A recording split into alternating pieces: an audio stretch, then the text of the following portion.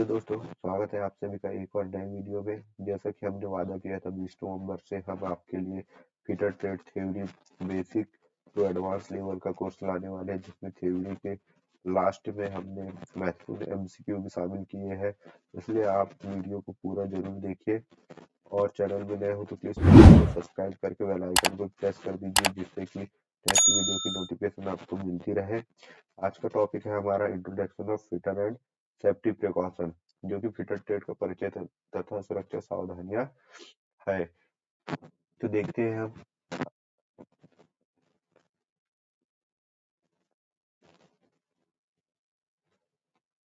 पहला चैप्टर है हमारा फिटर ट्रेड का परिचय तथा सुरक्षा सावधानियां। तो सबसे पहले हम देखते हैं कि बेसिक से देखते हैं हम कि फिटर ट्रेड होता क्या है, कुशल फिटर बनने के लिए क्या गुण चाहिए। तो जैसे ही हमारा आईटीआई में कोकर ट्रेड होता कोकर ट्रेड होता है, जिसका भी फुल फॉर्म होता है कंप्यूटर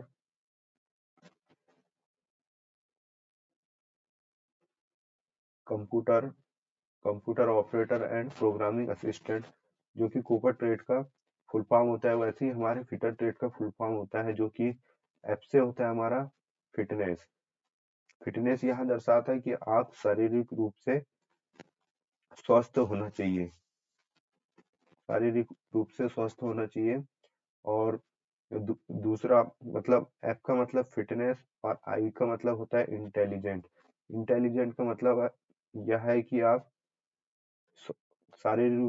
शारीरिक रूप से स्वस्थ के साथ में बुद्धिमान बुद्धिमान भी होना चाहिए। और टी से टैलेंटेड। टैलेंटेड का यह मतलब है कि आप प्रतिभाशाली प्रतिभाशाली भी होना चाहिए। मतलब आप जिस काम को कर रहे हैं उस काम के लिए आपको हमेशा तैयार रहना चाहिए। और एक आपका टी, इसका मतलब होता है कि लक्ष्य लक्ष्य आपका एक लक्ष्य भी होना चाहिए, जो कि आप जिस काम को कर रहे हैं वह पूरा करने की क्षमता भी होना चाहिए। इफिशिएंट ई से होता है हमारा इफिशिएंट। इफिशिएंट का मतलब होता है कुशल। कुशल का मतलब यह होता है कि आप कम से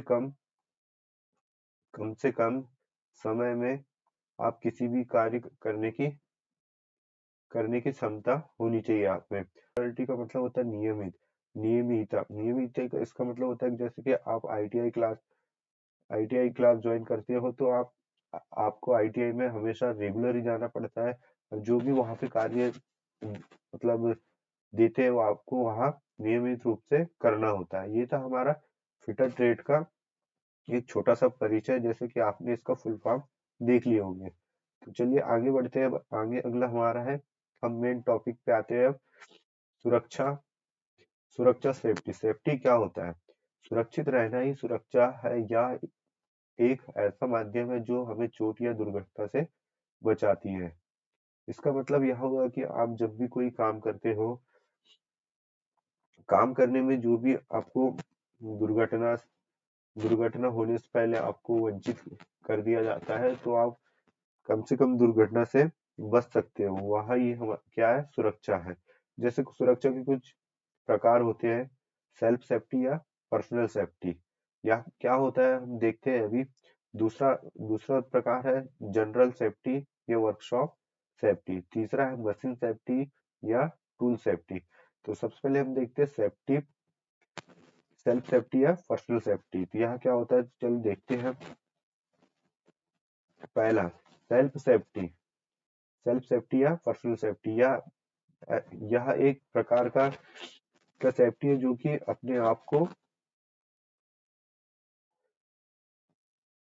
अपने आप को सुरक्षा प्रदान करती है। जैसे कि आप आई आईटीआई में वर्कशॉप में वर्कशॉप में जाते हो, तो सबसे पहले आपको बताया जाता है कि सेल्फ सेफ्टी या पर्सनल सेफ्टी। पहले अपने आप को ही सुरक्षा रखना है। तो जैसे कि कुछ इक्विपमेंट होते हैं जो कि हमें सुरक्षित रखते हैं। जैसे कि आप देख सकते हो, यह हमारा हेड प्रोटेक्शन है। हेड प्रोटेक्शन जो कि सिर को बचाने से रोकती है। दूसरा है हमारा, जैसे कि आप देख सकते हैं कानों में, इसे बोलते हैं हम एयरिंग प्रोटेक्शन।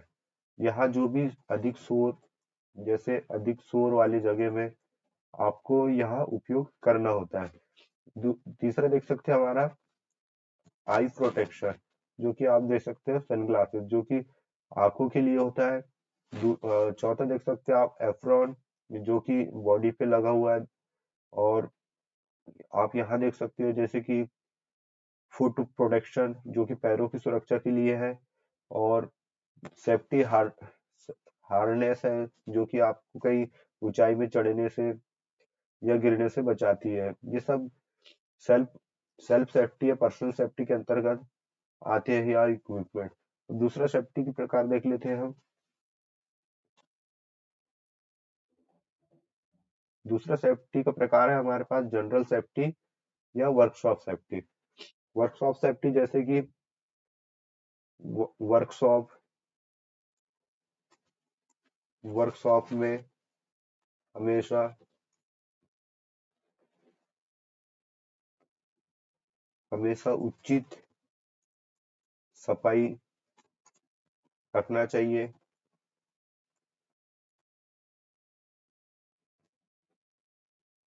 दूसरी मुख्य बातें है कि वर्कशॉप में वर्कशॉप में कभी भी ऑयल या ग्रीस फर्श में नहीं फैलानी चाहिए। तीसरा तीसरा है हमारे वर्कशॉप में हमेशा उचित लाइट की व्यवस्था होनी चाहिए। ये सब हमारे सेफ्टी के अंतर्गत आते हैं, जो कि सामान्य सेफ्टी होती है। अगला सेफ्टी का प्रकार देख लेते हैं हम, मशीन सेफ्टी। मशीन सेफ्टी या टूल सेफ्टी, इसमें हमको ध्यान देना होता है कि कोई भी मशीन कोई भी मशीन चलती चलती हुई अवस्था में हमें उसे छेड़छाड़ नहीं करना चाहिए। और ध्यान देना है कि हमें मशीन में सेफ्टी गार्ड लगा हुआ है कि नहीं।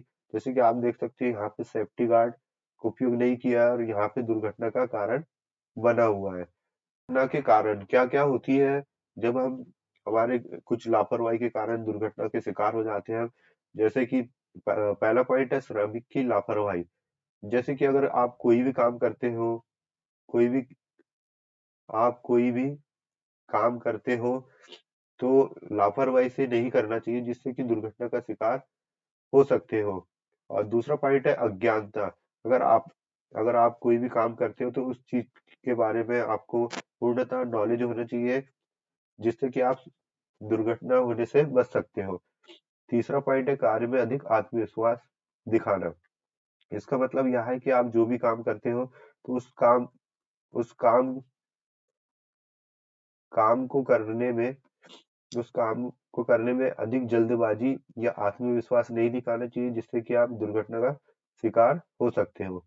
चौथा पॉइंट है कार्य में अरुचि। अगर कार्य में अरुचि दिखाओगे आप, जैसे कि किसी कार्य को करने का मन नहीं है आपको, तो उस स्थिति में भी आपको दुर्घटना का सामना करना पड़ सकता है। पांचवा पॉइंट है कार्य में जल्दबाजी। अगर आप कोई भी कार्य जहां आपको 1 घंटे लगने वाला है और आप आधे घंटे में अगर वहाँ काम करोगे, तो यह भी निश्चित है कि आप दुर्घटना का शिकार बन सकते हो। चौथा पॉइंट है हमारा मशीन की खराब दशा। कोई भी मशीन अगर मेंटेनेंस में है या वह खराब स्थिति में है, तो वह मशीन को चालू नहीं करना चाहिए या उससे छूना नहीं चाहिए, जिससे कि आप दुर्घटना का शिकार बन सकते हो। अगला पॉइंट है हमारा पोशाक ठीक ना होना। पोशाक ठीक ना होना, इसका मतलब है कि आप जब भी किसी मशीन पर कार्य करते हो तो आपके कपड़े ढीले ढीले या अधिक टाइट नहीं होना चाहिए। प्रॉपर प्रॉपर तरीके से आपका एक निश्चित ड्रेस होना चाहिए जिससे कि आप पहन के कार्य कर सकते हो। अनुशासन की कमी, अगर आप में अनुशासन की कमी है तो निश्चित ही यहाँ भी एक दुर्घटना का कारण होता है। अगला पॉइंट है अनुभव की कमी। अगर आप जो भी काम करते हो अगर उसमें आपको अनुभव नहीं है तो आप इसमें भी आप दुर्घटना का कारण बन सकते हैं। यह यह मुख्य यह मुख्य रूप से आईएमपी पॉइंट है जो कि अक्सर कर परीक्षाओं में पूछ लिया जाता है कि इनमें से दुर्घटना का कारण नहीं है। तो ये आप इसको नोट कर सकते हो। देखते हैं हम अगला स्लाइड।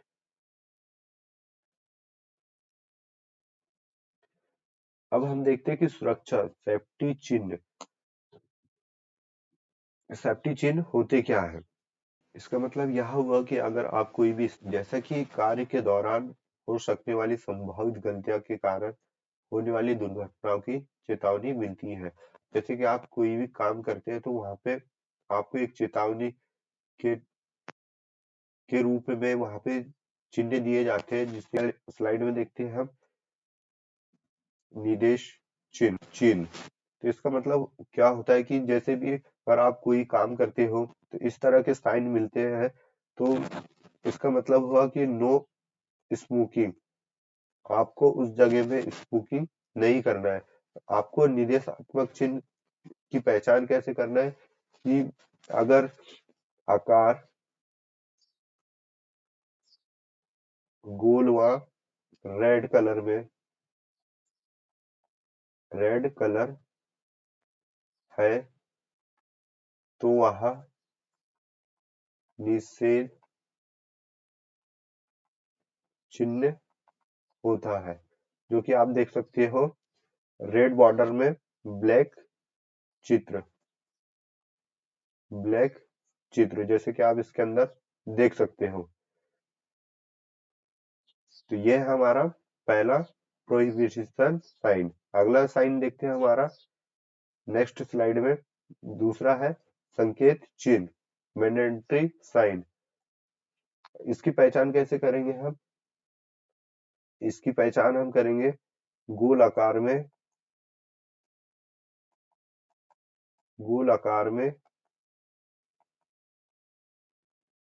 ब्लू कलर में व्हाइट चित्र जो कि आप देख सकते हैं कलर ब्लू और चित्र व्हाइट। इसका मतलब क्या है कि यहाँ हमको संकेत दे रहा है चेतावनी चिन्ह वार्निंग चिन्ह जैसे कि आप देख सकते हैं वार्निंग चिन्ह।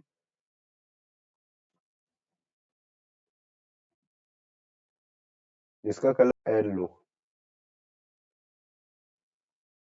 पीला कलर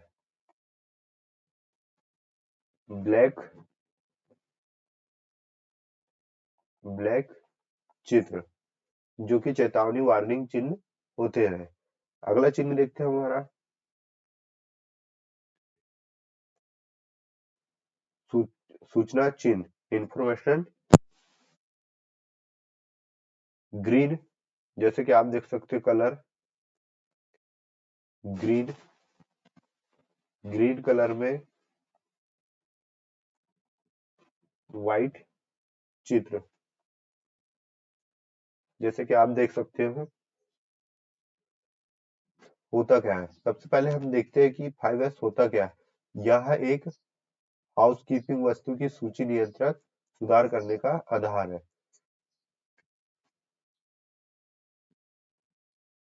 5S की बात करें तो हम देखते हैं कि यह एक जापानी शब्द है जिसे हम 5S कॉन्सेप्ट के अंतर्गत आता है।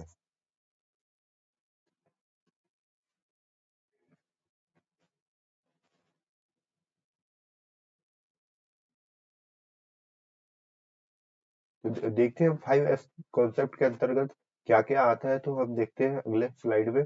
जैसे कि आप देख सकते हो कि 5S कॉन्सेप्ट होता क्या है। जैसे कि जापानी शब्द, जापानी शब्द क्या है, सीरी, जिसे हम अंग्रेजी में शॉर्ट या छटनी छटनी कहते हैं। और दूसरा है शेटॉन, तीसरा शेशो, शिशुके, शिकेत्सु। ये सभी जापानी शब्द है। और अंग्रेजी शब्द sort, set in order, shine या clean, standardise, sustain, self discipline, अनुशासन। यह एक अंग्रेजी शब्द है। हिंदी मीनिंग की बात करें तो सीरी, शॉर्ट, छटना, आवश्यक और अनावश्यक वस्तु को कम करना। जैसे कि आप साफ सफाई करते हो तो सबसे पहले हमें चीजों को कम करना होता है, जो कि आवश्यकता वाली वस्तु को ही रखना होता है। दूसरा है सेट इन ऑर्डर, वस्तु के लिए जगह निश्चित होनी चाहिए। जब भी आप बेकार चीजों को फेंक देते हो तो जो भी आवश्यक मतलब जो भी आवश्यकता वाली वस्तु को है, हम वहां निश्चित निश्चित जगह देते हैं उन्हें, कि अगर हम यहाँ पे रखते हो तो इसकी जगह यही होनी चाहिए। और तीसरा है सेसो, साइन या क्लीन, सफाई, चमकता या सफाई करना। चौथा है शिष्टाचारण, तीनों एस को फॉलो करना। जैसे कि 5S के अंतर्गत अ, इन तीनों एस को फॉलो करना, इसका मतलब है कि आपको छांटना भी है चीजों को, वस्तु को निश्चित जगह पे भी रखना है और सफाई करके भी रखना है। पांचवा है अनुशासन, डिसिप्लिन, सभी कार्य को करना और अनुशासन का पालन करना होता है। जैसे कि शॉर्ट, शॉर्ट को ही हम इसे इसे रेड टैगिंग के नाम से जाना जाता है। शॉर्ट को अगला देखते हैं, हमारा अगले स्लाइड में 5 5E 5E सुरक्षा प्रोग्राम सेफ्टी के अंतर्गत ही आता है, जो कि हम basic to advance level cover कर रहे हैं। तो आपको भी यहाँ जानना है कि 5E सुरक्षा प्रोग्राम होता क्या है। जैसे कि पहला ई है एजुकेशन, एजुकेशन का मतलब होता है शिक्षा। और दूसरा है इंजीनियरिंग, इंजीनियरिंग का मतलब होता है कि अभी यांत्रिक यांत्रिकी। और तीसरा ई का मतलब होता है इन्फोर्समेंट, इसका मतलब होता है प्रवर्तक।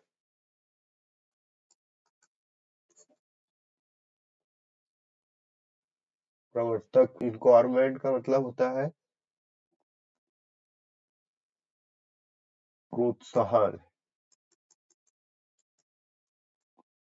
प्रोत्साहन। पांचवा ई वैल्यूएशन का मतलब होता है मूल्यांकन। मूल्यांकन जो कि 5E के अंतर्गत आते हैं। तो देखते हैं हम अगला यहाँ से हम देखते हैं कि आग और आग से होने वाली दुर्घटना। हमने इससे पहले जाना कि सेफ्टी के अंतर्गत क्या क्या चीजें होती है, क्या क्या किन चीजों से दुर्घटना होती है। अब देखते हैं आग और आग से होने वाली दुर्घटना।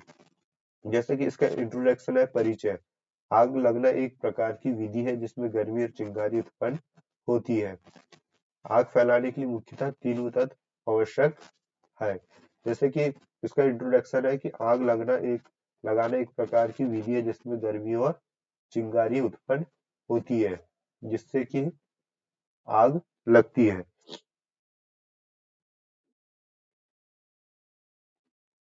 और उससे भी महत्वपूर्ण चीज है कि आग फैलाने के लिए तीन तत्व होना आवश्यक है। वो चीजें क्या है हम देखते हैं। पहला है ईंधन, जिसे फ्यूल कहते हैं। दूसरा ताप, जिसे हीट कहते हैं। और तीसरा ऑक्सीजन। इन तीनों का होना अति आवश्यक है, जब ही हम आग को लगा सकते हैं। तो इन तीनों तत्वों का होना अति आवश्यक होता है, जिसे ही हम फायर ट्रेंगुलर कहते हैं।